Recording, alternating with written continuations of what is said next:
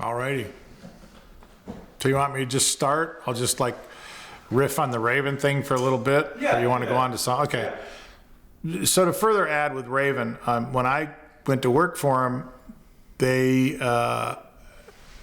had just gotten on Atlantic Records, which is a big deal, right? And so their record was called The Pack Is Back, produced by a famous producer, Eddie Kramer, who, you know, did Jimi Hendrix, and I'm sure there's a bunch of stuff I can't remember, but I remember the Jimi Hendrix part. So, and you know, they really tried to like, you gotta understand, Raven was what you would call like a thrash band. I mean, they did a tour previous to me coming in with Metallica, right? So Metallica's record was called Kill 'Em All, their first one, and Raven's record was called All for One. So the tour was called Kill 'Em All for One, right? And then, so they were talked about in like the same circles. Obviously Metallica went to like, you know, out of the freaking known solar system, right? And Raven is still wherever Raven is today. No disrespect to anybody in the band.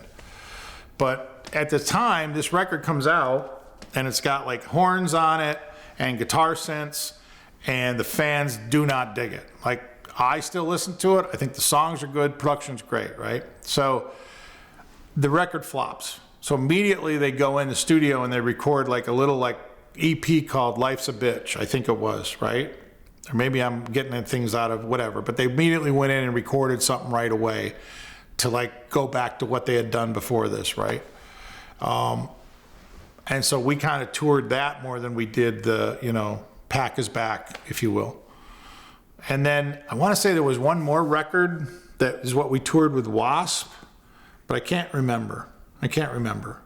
But for me as a punter, I got my name on liner notes, right? And then on the one record, there was actually on the inner sleeve, there was a picture with me, the drummer Rob, like hamming it up for the camera, right? Because he used to paint his face up, and I used to put on like, you know, black paint under my eyes, right, and go out. It was all, you know, part of the shtick, if you will. So I had forgotten to mention that. And so I think I moved on into, okay, I'm working for Atlas in '87, and then Tom, the sound engineer, is like, hey, look, why don't we put a PA in this club in Syracuse? We play all the time, right? So whatever. We get a loan from the bank, we put a PA together, we put it in, right? It kind of flops because you really need to have someone there to operate it, right? And the bands that are coming in don't want to use it. Oh, our gear is better than yours, blah, blah, blah.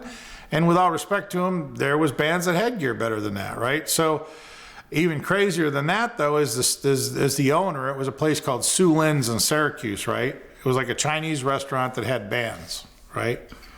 Well, the owner gets indicted or implicated or whatever in like a major cocaine bust, right?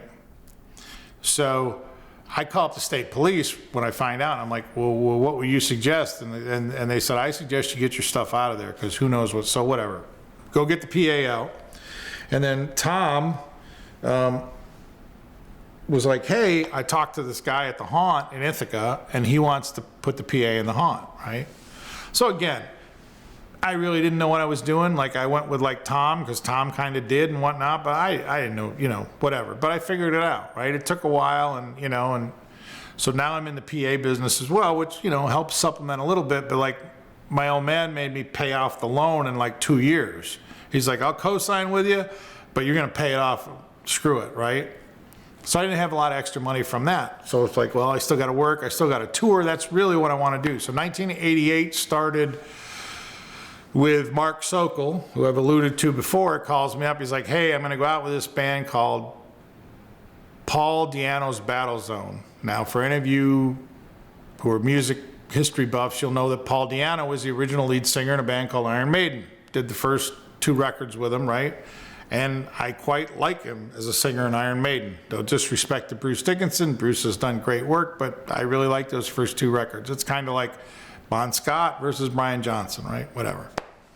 So he's doing a solo thing. And he actually toured before this. I want to say I'd heard him touring in like whatever, 86 or whatever. But so I get called to do this. And it's kind of a shit show, if I'm honest, right? You know, there's not a lot of money, and, you know, they're bringing him over, and like, it's selling okay, right? Like the first one sold great. So now the second one, people who wanted to see it have already seen it and they don't really want to see it anymore kind of thing, right? So whatever, we go out on that. And like midway through it, we lose the guitar player, one of the guitar players, because it was 2 guitar players to start. He like met this girl, I want to say in the Carolinas, and was like, yeah, I'm done. And we just never replaced him. We continued on with 1 guitar player. And at the end of it, Mark had left because he was going to tour manage Megadeth. And so it was myself and Frank, the sound guy. And there was no money, right? There was no money to pay anybody. There was no money. There wasn't even really enough money to get home. So we played this last gig in California. And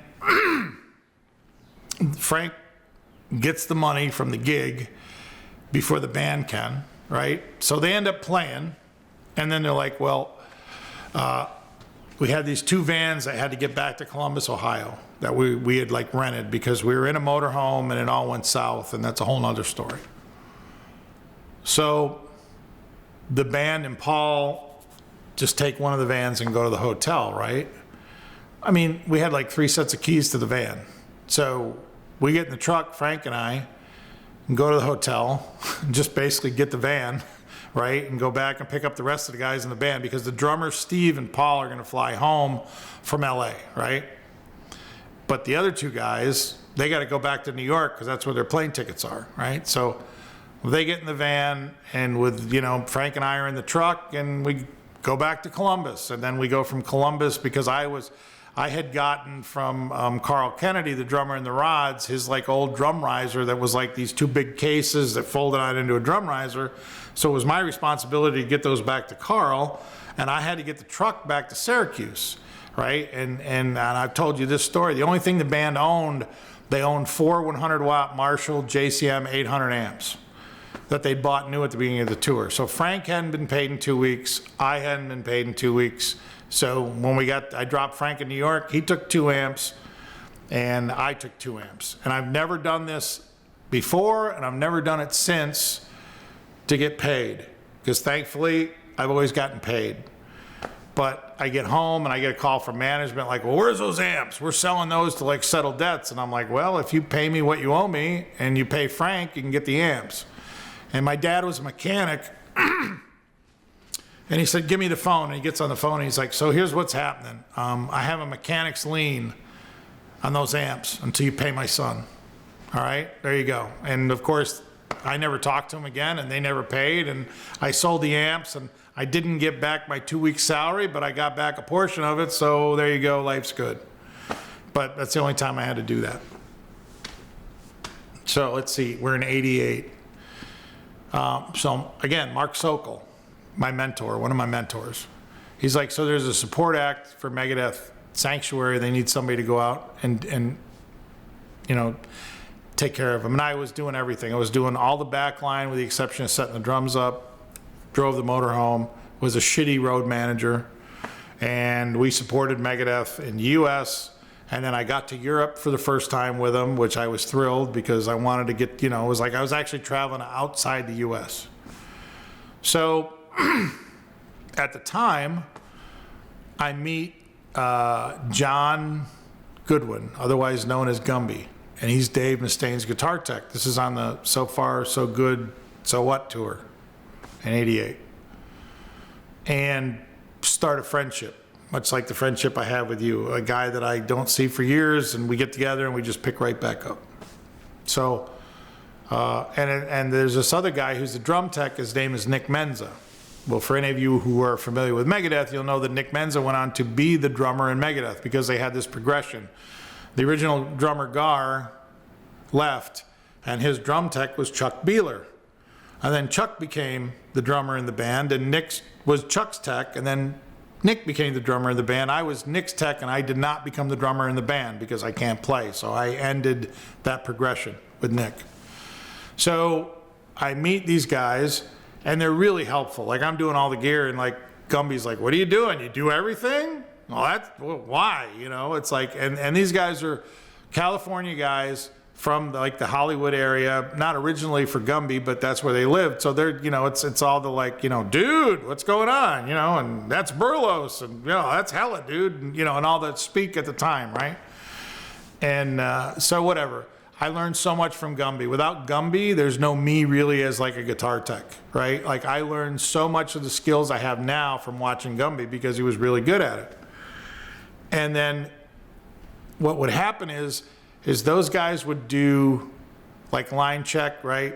If you're familiar with touring, right? You set all the band, you set everything up, and the last thing you get set up is like the band's instruments, right? So you have guitar rig and bass rig and drums, right? And then you mic everything up and you go through and you make sure all the mic lines work. So it's what we call a line check. Well, when you have roadies that can play, you know, then they do what we've become to call it on the Chili Peppers, roadie rock, okay? But Nick and Gumby are like, at that time, they would come out and they would play Hot for Teacher by Van Halen.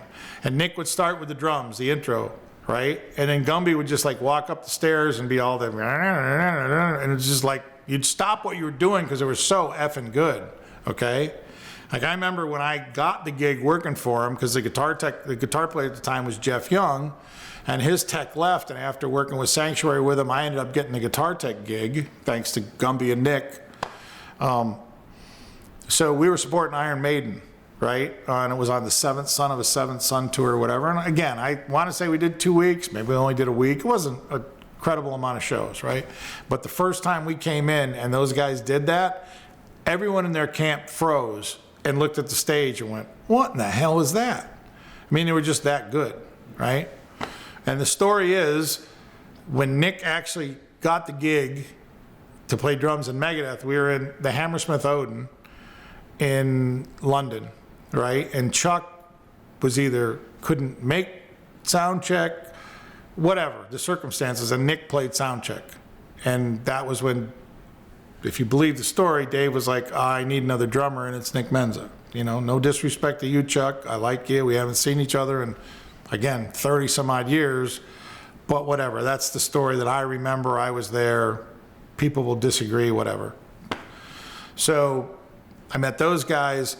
I get the Megadeth gig. Well, now I get to actually go to Japan. So we go to Japan. This is amazing, right? I'm like traveling the world, right? And then we're supposed to go to Australia due to unforeseen circumstances with the band, whatever you want to call it. We didn't go to Australia because they had to go back home. But then in the end of it all, we go to play the Monsters of Rock Festival at Castle Donington in the UK, which to me was like a hallowed thing, right? Like I remember being in college after the first one and hearing the live record from it. It was like Rainbow and April Wine and Riot and Scorpions, if I remember right.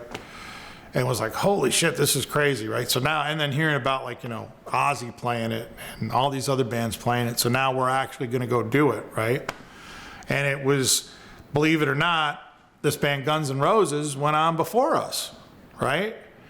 And of course, Axl walks off stage and like they stop and the crowd goes crazy and he comes back out, right? So whatever. And we play and it's like, for me, this huge deal, right? Like, I'm like, holy crap, this is crazy. There was like 100 and some odd thousand people there and like looking out in the sea of humanity and like, man, as far as like thinking I made it, like I was like, man, I finally made it. Like, this is what I like thought about as a kid. Like, I'm doing it, I'm here, you know? And all my adoring fans in the UK, you know, were nice enough to call me a fat bastard when I was like trying to walk out on stage. And yeah, that's what they used to call you if you were, you know, like me, a fat cunt, right? They'd be like, you fat bastard, you fat bastard. You know, you got like 100,000 people saying it, right? So there you go. I'm getting a little lost here, sorry. So at any rate, we do that show and whatnot. We come home and you know, I start looking for more work, right? Because that's what you do. And I think in '88 after that, I think I worked for Testament. I went out for a couple weeks on that. I think 3 or whatever. So how much do you want me to go into like all the detail here or just like breeze over it? Because I mean, there's stories with all of it, right? There's all the stories. You know, it's up to you. I mean, well, you tell me because I don't know what we'll do with it yet. I can go into complete detail with each band. Like I'm leaving parts out of this, right? That like with Megadeth and Sanctuary, and then like in Testament, that's the infamous, like, you know, had the hairs burned off my ass by the singer Chuck. Well, why don't you just keep going? All right.